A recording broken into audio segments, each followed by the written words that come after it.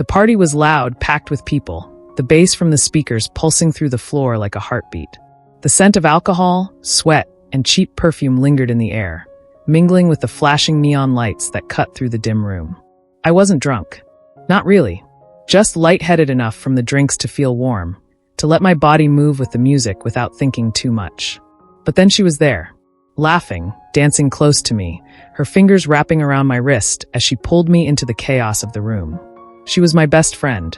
I knew every version of her morning grumpiness, her sleepy voice on late-night calls, the way she bit her lip when she was concentrating too hard.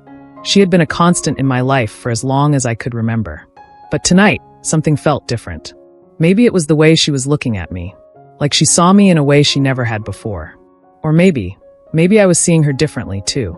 Her hands found my waist as we moved to the music, her breath warm against my ear as she whispered something I didn't fully hear over the noise. I didn't even process what she was saying. I was too busy trying to figure out why my skin felt hotter under her touch. And then it happened. No warning. No hesitation. She grabbed my face, her fingers pressing lightly against my jaw, firm, certain, and kissed me. The world stopped.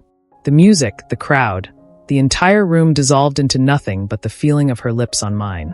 It was fast. Intense. Not hesitant, not questioning. Just happening like something inevitable, like something that had been waiting in the air for years without either of us realizing it. By the time I gasped, by the time my brain even caught up to what was happening, it was already over. She pulled back, her eyes locked onto mine, and then she smiled. Like this was normal. Like my entire reality hadn't just tilted on its axis. I needed to do that, she said, her voice steady, unreadable. And then, before I could say anything, before I could even breathe, she turned and walked away. Just like that, leaving me standing there, stunned, my heart slamming against my ribs, my lips still tingling from a kiss I didn't understand. I had no idea what had just happened. All I knew was that nothing felt the same anymore. She acted like nothing had happened. Like that kiss, the one that had left my mind spinning, my heart racing, my entire perception of her unraveling, was just a fleeting moment in a crowded party. Like it didn't matter. But it did. Because every time I looked at her, I felt it. A shift. A weight. A quiet, pulsing tension that hadn't been there before. She was still her. Still my best friend. Still the same girl who stole my fries when she swore she wasn't hungry. Still the person who knew every little detail about my life before I even had to say a word. But something was different. It was in the way she moved, in the way her gaze lingered a second too long before flicking away. In the way her laughter sounded just a little too carefree, like she was trying too hard to act like everything was normal. It wasn't. It wasn't. Because every time our eyes met, I could feel the ghost of that kiss between us, hanging in the silence, daring one of us to bring it up. Neither of us did. Not at first. The days blurred together in a mess of stolen glances and unsaid words. I told myself I was imagining things, that I was reading too much into it, that maybe, just maybe, it really had been just a kiss to her. But then there were the other moments, the ones I couldn't ignore, like the way she brushed past me in the hallway, her fingers barely grazing my wrist, but enough to make my breath hitch. Like the way she hesitated before saying goodnight, her lips parting like she wanted to say something, but never did. Like the way she watched me when she thought I wasn't looking. It was a game neither of us acknowledged. A silent back and forth. Waiting. Testing. Until I couldn't take it anymore. We were in my room, sprawled across my bed like we had been 1,000 times before. A movie was playing, the volume low, but neither of us were really paying attention. She was flipping through her phone, her nails tapping lightly against the screen, but I could feel it. That weight, thick in the air between us. I exhaled sharply, my frustration finally winning out. You're really just going to pretend nothing happened? Her fingers stilled over the screen, but she didn't look up right away. Then slowly she turned her head, and there it was, that smile. The one that always had a way of unraveling me. And then she said, "What if I told you I want it to happen again?" The breath I had been holding slipped from my lips. A challenge. A confession. A test. And for the first time since that night, I knew. This wasn't just in my head. It had never been. I should have asked her what it meant. I should have demanded an explanation.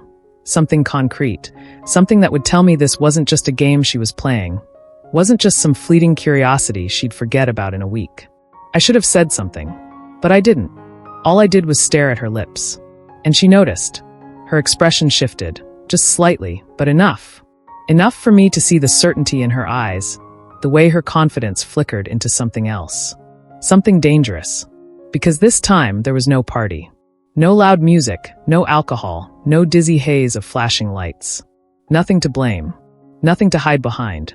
Just us. And the unbearable, unspoken weight pressing down between us. She moved first. Slowly. Deliberately.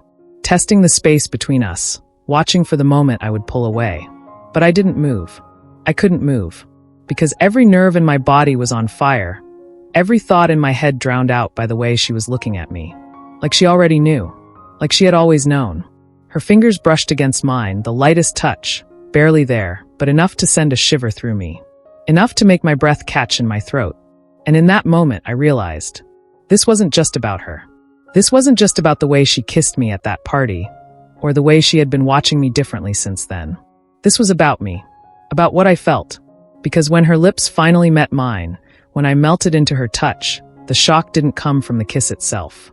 It came from what it did to me. From the way my body responded instantly, like I had been waiting for this all along.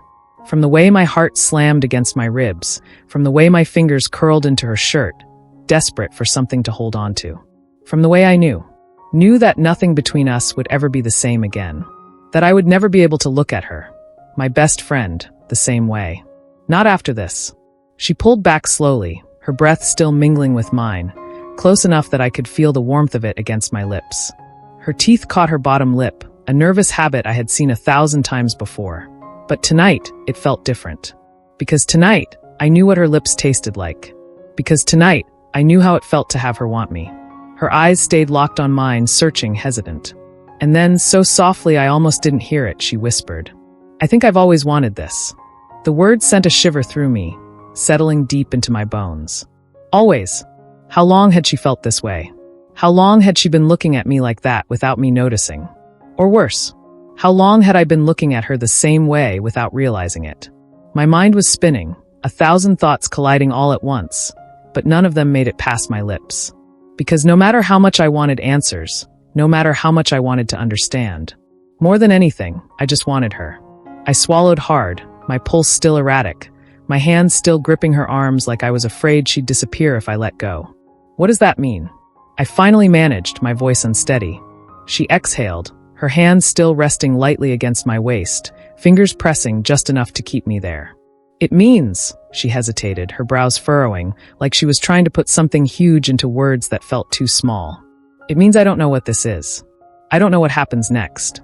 She searched my face, waiting for me to say something. But how was I supposed to answer that? I didn't know either.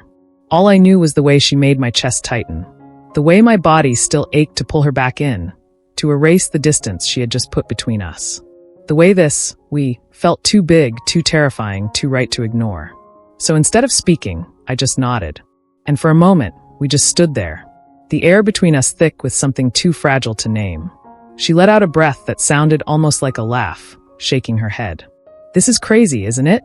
"Completely." She bit her lip again, but this time, her mouth curved into something closer to a smile. And just like that, the tension broke. Not completely. Not enough to erase the fact that we had just shattered whatever invisible line had existed between us for years. But enough to make it feel real. Enough to make it feel possible. She stepped back, running a hand through her hair, her voice softer now. "We should probably talk. At some point." "Yeah," I agreed. "Probably." But neither of us moved. Because we both knew. After tonight, nothing would ever be the same.